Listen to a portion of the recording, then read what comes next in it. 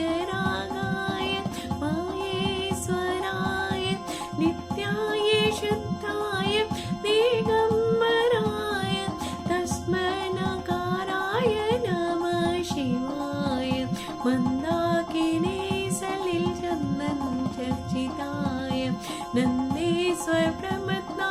माहेश्वराय Mandar पुष्पपूजिताय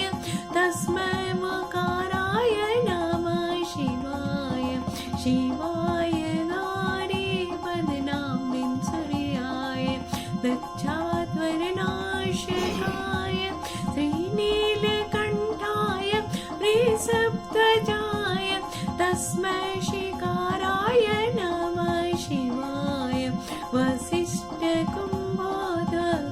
वसिष्ठकुम्भोदगोत्कमान्य मुनीन्द्रदेव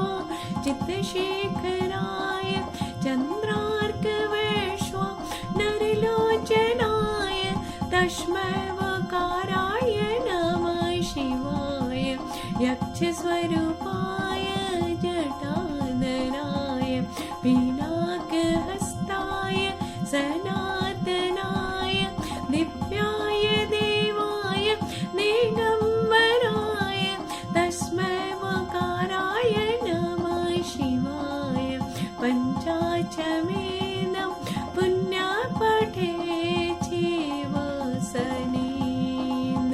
शिवलोकं